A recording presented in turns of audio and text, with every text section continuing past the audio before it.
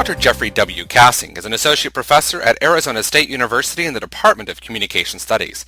Dr. Kassing teaches graduate and undergraduate courses in organizational, applied, and environmental communication. His primary line of research concerns how employees express dissent about organizational policies and practices. In addition, he conducts research that explores communication and sport.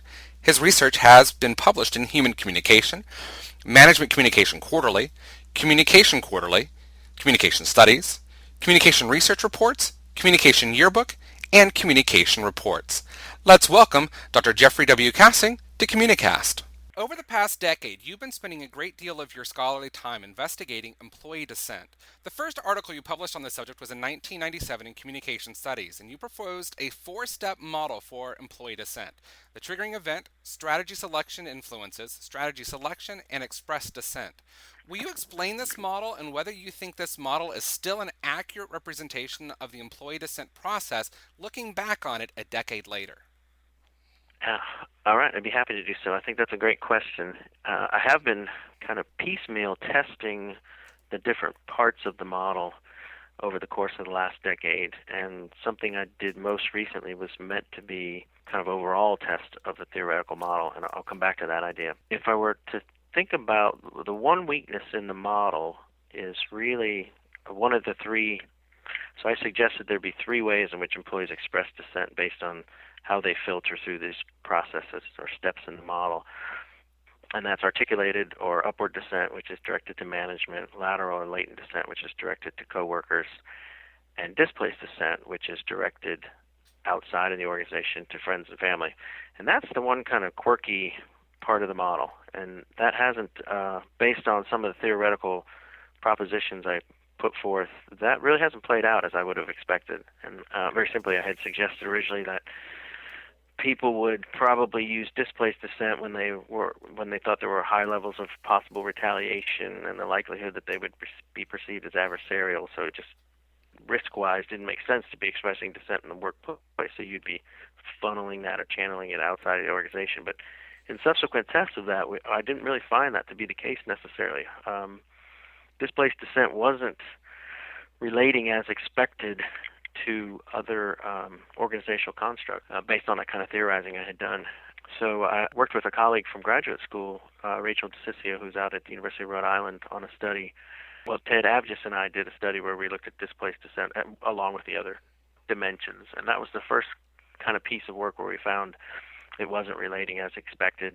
And interestingly enough, I kind of subsequently, since it wasn't doing what I expected, I kind of left it by the wayside for a while and did several studies where I was just looking at articulated upward dissent and latent or lateral dissent, and just looking at the kinds of dissent that occur in organizations and making the argument that I was focused on those because they occur in organizations, and eventually wanted to kind of revisit the displaced dissent. So I came back to that in that piece with Rachel Dissent, and that was 2004. It's interesting because there's data there that we collected that's not reported because, once again, we didn't have any findings.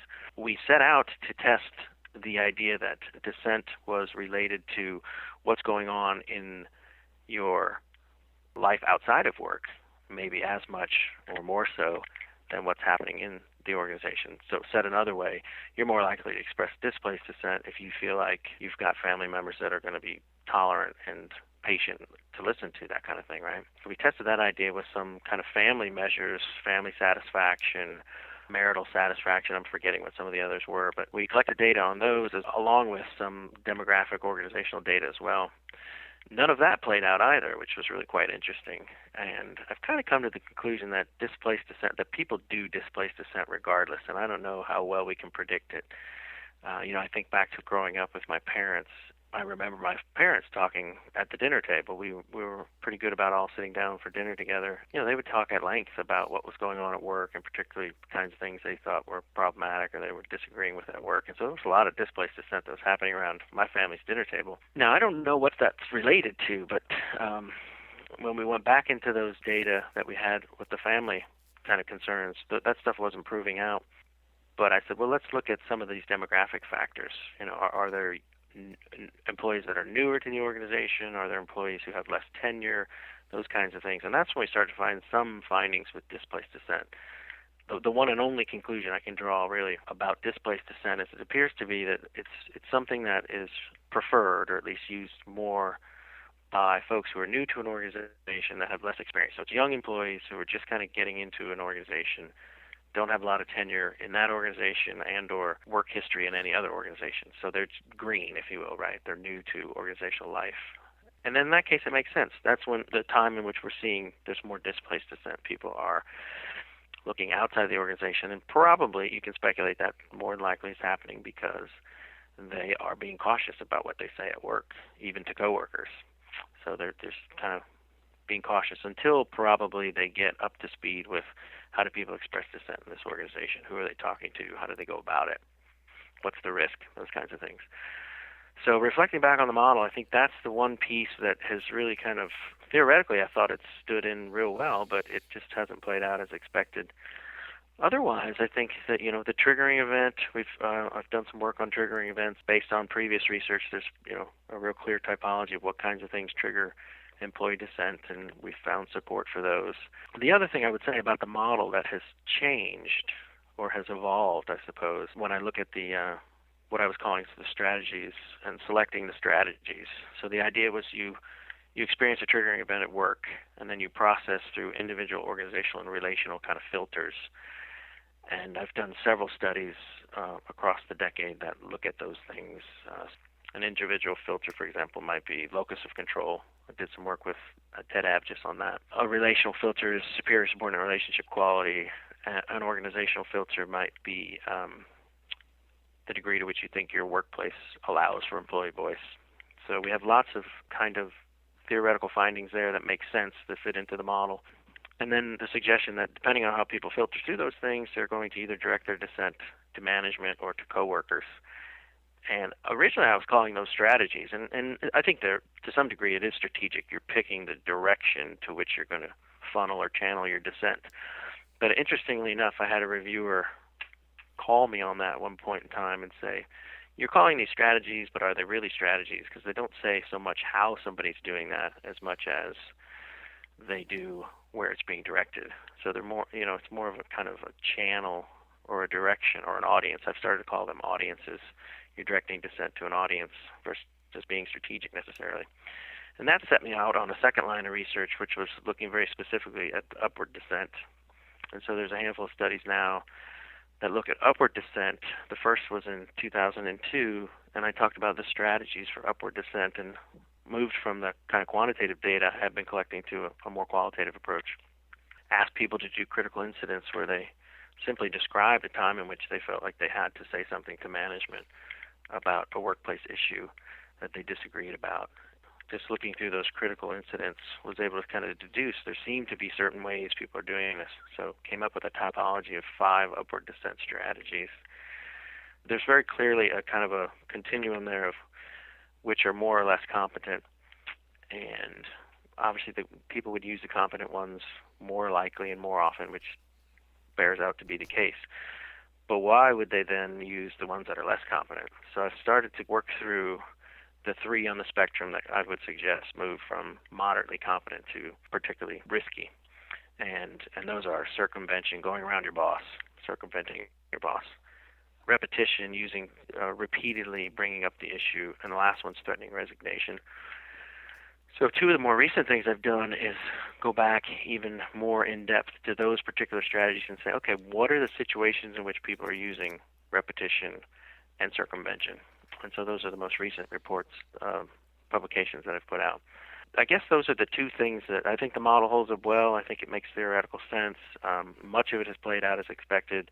The displaced dissent piece is a kind of a big question mark. And then the other thing I would say is that the real true alteration to that original thinking is to say, wait a minute, there really are strategies beyond just simply how people are directing their dissent to certain audiences. So I've also started to unpack, which wasn't part of the original model, to kind of unpack the strategies that people are using. And I've just done that with upward dissent so far. After your 1997 model article, your next major publication came out the next year in Management Communication Quarterly, where you developed the initial version of the organizational dissent scale, which you later revised in 2000 in an article in Communication Research Reports. The organizational dissent scale is comprised of two distinct factors measuring articulated and latent dissent. Will you explain what these two types of employee dissent represent? Absolutely. I probably did that some in the previous answer to the first question. And this is a great example of when the displaced dissent started to fall out of some of the work. The articulator upward dissent is dissent that's directed to management or supervisors, essentially somebody that's higher ranking in the organization, with the intention that that person can in fact address the concern. So somebody's dissenting, understanding that they're speaking to an audience that ideally would do something about their concern. In contrast, lateral or latent dissent is dissent that's expressed to coworkers in your organization of the same rank, same standing, and there's not that expectation that they're going to do something about the dissent. They're not in the capacity necessarily to address the issue. Now, there is the idea or the notion that two things are kind of at work with lateral latent dissent. One, it's kind of cohort building in the sense that, misery loves company. If you're complaining about some new sales initiative that you have to try to achieve with your sales coworkers, it doesn't hurt to talk about that with the other folks and find that, yeah, everybody's kind of upset about this. This isn't something we see as reasonable or potentially something we can achieve. And then that kind of cohort effect, it might mobilize a collective. So there is the possibility that latent dissent might lead to articulated dissent. It's quite possible that a group could get together and get into a bitch session about a failed organizational or flawed organizational policy and say, what should we suggest about this? How could we address this? What needs to be done? And then it would obviously need to turn into some form of upward or articulated dissent, so that message gets passed on or handed off to management. Now, it's also quite possible that it never leaves latent or lateral dissent, that it just kind of stalls there, and it serves the purpose of again, kind of that bonding or cohort effect where employees just simply feel like, it's an opportunity to vent, which is an important facet of organizational communication life, that we need to be able to vent to other people in the organization about things that are troubling. And it could simply just be that, and oftentimes it is. Now, based on your research, what are the primary factors that lead employees to either openly dissent or conceal their dissent? Again, I think I threw some of those into the first answer. I maybe overstated the first answer. Some of those things there, so there's, as I suggested in the model originally, triggering events, and then there are a set of individual, organizational, and relational filters that I argue people have to work through when they're considering expressing dissent. And essentially, you see a very kind of almost a template or portrait of what an organization looks like where you're going to have more open displays of dissent. And those are places that have greater degrees of workplace freedom of speech. Employees have better relationships with their supervisors. Employees are more identified and committed in those organizations. They report being more satisfied. Things like that clearly lend themselves to a place where, not surprisingly, somebody's going to be more comfortable saying, I have an opinion that is contrary to what we're doing on this, and so they will share their dissent. So let's keep in mind the original dissent model suggested that employees are really trying to answer two questions when they determine whether or not to express dissent and to whom. And the questions simply are, will I experience retaliation for dissenting? And secondarily, what's the likelihood that I'll be perceived as adversarial or constructive? I mean, you just kind of take apart those two questions, you realize, well, it's more likely that people are going to feel comfortable with the answers to those questions if they're in better relationships with their supervisors, if they're more satisfied, committed, identified, so on and so forth, and if, in fact, the workplace is tolerant of employee dissent. Now, to the contrary, we see more latent dissent across studies when the opposite of those things is at play. So people who are in less high-quality relationships with their supervisors, when they're less committed, less identified, less satisfied, when they perceive that they don't exercise any personal influence in their organization, when they see that the organization is closed off to employee opinion, sharing employee feedback. The same is true with procedural justice, when they find that their organization doesn't necessarily communicate well about the decisions they make, and or those decisions don't seem fair. We'll see more lateral dissent versus upward dissent. So there's a whole set of things, but I would make the argument that they kind of coalesce into these very clear, distinct portraits of the kinds of organizations and the kinds of employees who find themselves working in those organizations, that they'll end up being more satisfied and committed, etc., versus the opposite of that. And that's where you get this real clear distinction between upward and lateral dissent. Now that we've kind of looked at what organizational dissent is and what causes organizational dissent, what are some of the outcomes that you found associated with open dissent, and what are some of the negative outcomes you found when employees feel they cannot dissent?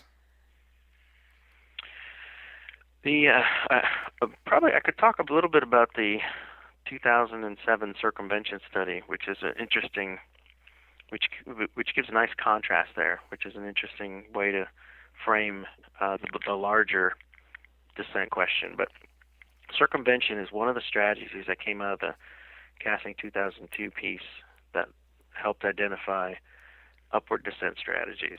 And very specifically, circumvention refers to the idea that you, for whatever reasons, decide that it's important enough, the triggering issue is important enough that you feel the need to go around your supervisor to the next level in the hierarchy, or even several levels up, to continue with a dissent claim, to either start a dissent claim or to continue with one. So essentially you're going around the boss. And by its very nature, that is seen as a less competent thing to do. So it puts you at risk.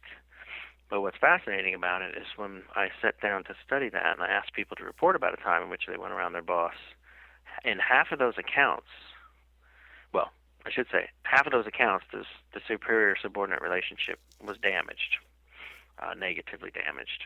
So there very clearly is risk, and that is the primary. Obviously, if you're going to go around your boss, that's what you put at risk. However, in the other half of the cases, there was some other outcome, and some of those were quite positive. So, for example, there might be growth in the superior-subordinate relationship. There might be some kind of reconciliation.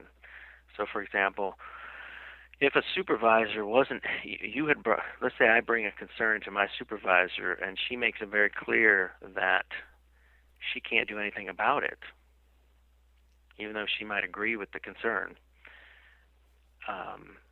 she's at least heard the concern. Now, if I go around her to the next level, then I bring the concern to somebody in management who's higher up, who might in fact be able to do something about it. And in fact, I have benefited not only my supervisor, but my work group by getting some kind of response to whatever this flawed policy is. So in instances like that, and granted they weren't anywhere near as prevalent, but in instances like that, actually going around your boss proved to be beneficial to the work group and didn't damage the supervisor relationship, because the supervisors understood fully well that that's probably what that person needed to do, because I was ineffectual and I couldn't do anything about it. So that's an instance in which you might actually feel like openly dissenting, even when it involves going around your boss, leads to a positive outcome. So that's taking one aspect of dissent, but to go back to the broader picture of what are the benefits of open dissent versus when it's concealed, I've often written about, and much of this is built on previous literature that happened before I was even writing in this area, but I've often written about what Hegstrom calls the corrective feedback function of employee dissent. And it's this idea that, obviously if you get a hierarchical organization, people get further and further away from the actual work. And so they may not have a good sense of what's going on when it comes to doing the actual work of the organization, a real hands-on approach, if you will. So it's certainly a helpful thing to hear from employees that this policy is not working, or this policy needs to be amended, or we need to think about doing this differently. And so that kind of feedback becomes dissent when it's disagreeing with a policy or practice. Certainly employees can share feedback, it's not always dissent. But feedback that ends up being about expressing a contradictory opinion about a workplace policy can, in fact, if it's heard in an open workplace, benefit that workplace. So you can see cases in which organizations can improve their processes and their procedures and so on and so forth. You take, for example, let's say you've got a supervisor that's a bully. You may not know that because the supervisor comes to the management meetings and behaves entirely differently. But if we get that feedback from our employees when they start sharing their dissent about how this person is managing the work group, that could be a positive outcome because that would be exposed. Now that you've been researching employee dissent for a decade, where do you think the future research in this area needs to head? That's a good question. There's still lots to be done in terms of what are the predictors when you go back to those relational, organizational, individual kind of factors that contribute to how employees are expressing dissent. There's still quite a few of those things that could be tested and explored. Holly Payne at Western Kentucky's done a couple of things that look at some of those employee self-esteem, organizational-based self-esteem. She's done a study there, which is kind of interesting. So I think there's plenty of unpacking there still to do. I'm currently working with grad students on some data that we look at how employee dissent relates to indicators of turnover, specifically work engagement and intention to leave, and there's some interesting patterns there.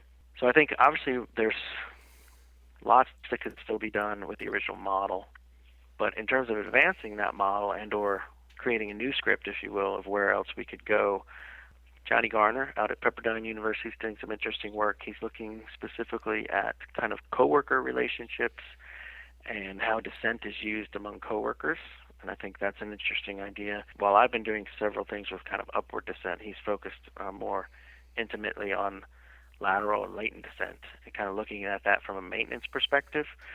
What kind of things does it do to maintain relationships with coworkers? So said another way, is dissent important to having a good coworker relationship? And we would suspect that it might be. That, if you feel comfortable venting to a coworker, that's probably an important maintenance function in a relationship. And then the other thing I would say is that there's still room to explore those upward dissent strategies. And in fact, there's probably room to explore lateral dissent strategies. How do people go about actually doing lateral dissent? I think my next research effort will be to unpack. I've done the repetition and the circumvention, which are two of the three on the less confident end of the spectrum. And the third is something called threatening resignation, and that is used least frequently, seen as the least competent kind of way to go about expressing upward dissent.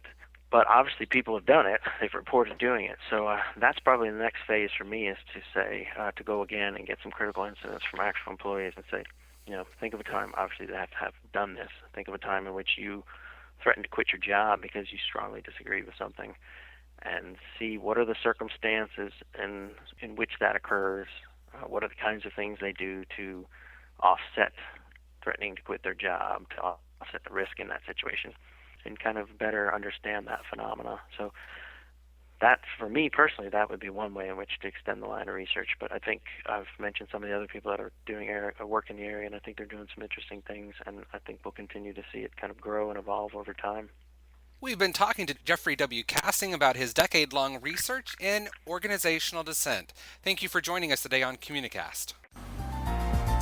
CommuniCast is a production of the Communication and Media Department at SUNY New